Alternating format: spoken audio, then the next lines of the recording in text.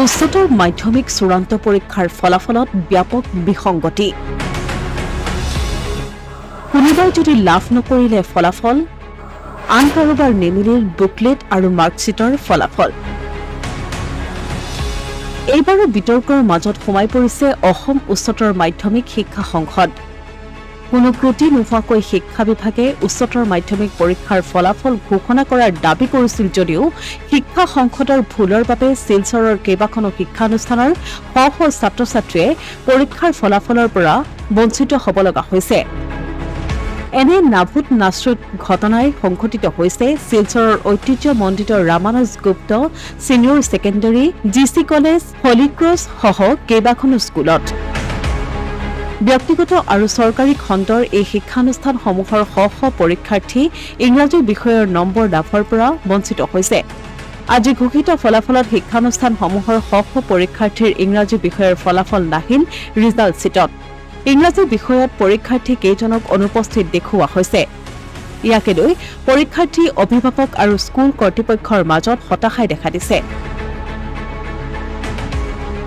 Ramanuj senior secondary স্কুলত প্ৰায় ৩৬ গৰাকী পৰীক্ষাৰ্থীৰ ইংৰাজী বিষয়ৰ নম্বৰ নাহিল বিষয়টোত পৰীক্ষাৰ্থীসকলক অনুপস্থিত দেখুওৱা হৈছে বুলি সদৰি কৰিছে স্কুলখনৰ অধ্যক্ষগৰাকীয়ে মানে বাকি সব সাবজেক্টগুলোতে ভালোই ঠিকঠাকই নম্বর আছে ইংলিশটা অ্যাবসেন্ট যদি এটা আমরা পাস মার্ক ধরে নেই তাইলে প্রায় 96% মতো পাস পার্সেন্টেজ আসে তো গার্জিয়ানরা তো যোগাযোগ করছেন ওরাও খুব অ্যাংজাইটিতে আছেন ন্যাচারালি তারপরে আসছেন কলেজে ফোন করছেন তো এটা কাউন্সিলের সাথে আমরা যোগাযোগ করেছি মানে হয়নি এখনও যোগাযোগ আমরা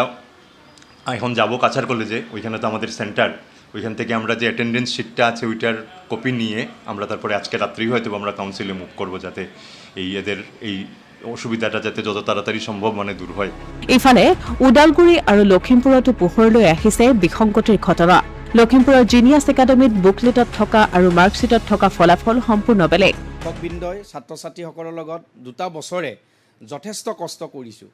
আৰু ইয়াত আমাৰ এইবাৰ যিটো বেটছৰ ল'ৰা ছোৱালীয়ে কলা বাণিজ্য আৰু বিজ্ঞান শাখাৰ পৰা ফাইনেল এক্সাম দিছিলে আমাৰ সম্ভাৱনা থকা বহুত ল'ৰা ছোৱালী এইবাৰ বেটছত আছিলে কিন্তু আমাৰ ফলাফল যেতিয়া পালোঁ আমি অলপ হতাশত ভুগিছোঁ কাৰণ এটাই হৈছে ইতিমধ্যে আপুনি ব্যক্ত কৰিলেই যে বুকলেটৰ ৰিজাল্ট আৰু মাৰ্কশ্বিটৰ ৰিজাল্টৰ একেবাৰে মিল নাই গতিকে পোনপ্ৰথমেই বহু ছাত্ৰ ছাত্ৰীয়ে হতাশত ভোগাৰ কাৰণ থাকি গ'ল এতিয়া আমাৰ সন্দেহ হৈছে তেওঁলোকে ৰিজাল্ট যি ডিক্লেয়াৰ কৰিলে ইয়াত ইমান খৰতকীয়াকৈ ডিক্লেয়াৰ কৰিলে যে হয়তো কোনোবা ছাত্ৰ ছাত্ৰী ডিপ্ৰাইভ হৈ গ'ল আৰু ডিপ্ৰাইভ হৈ যোৱাৰ কাৰণে তেখেতে যি ধৰণে কেৰিয়াৰ লৈ আগবাঢ়িম বুলি ভাবিছিল তাত নিশ্চয় ঠিক তেনেদৰে উদালগুৰিতো একেই ঘটনা বুকলেট আৰু মাৰ্কশ্বিটৰ ফলাফলত নাই কোনো মিল যাৰ বাবে অসন্তুষ্টি প্ৰকাশ কৰিছে শিক্ষক তথা ছাত্ৰ-ছাত্ৰীসকলে ফাৰ্ষ্টত বহুত নাৰ্ভাছ ফিল হৈছিল বিকজ কিবা এটা ৰিজাল্ট আমিও এক্সপেক্ট কৰি আছোঁ চ' যেতিয়া সেইটো এক্সপেক্টেশ্যনটো নহয় আৰু য'ত আমি লাইক 6 পাব লাগে তাতে যেতিয়া 4 পাওঁ লেটাৰ তেতিয়া অবভিয়াছলি বেয়া লাগে পিছত যেতিয়া গম পাইছোঁ যে নাই সেইটো বস্তু মিছা হ'ল 6 পাইছোঁ তেতিয়া অলপ ৰিলিফ হৈছে এইটো এতিয়া প্ৰশ্ন হয় কেতিয়া বিসংগতিপূৰ্ণ ফলাফল লাভৰ পৰা পৰিত্ৰাণ পাব শিক্ষাৰ্থীসকলে কাৰণ এনেধৰণৰ বিসংগতিপূৰ্ণ ফলাফলৰ বাবে ছাত্ৰ-ছাত্ৰীৰ সন্মুখীন হয় মানসিক হাৰাশাস্তিৰ অসমীয়া প্ৰতিদিন ডিজিটেল ডেস্ক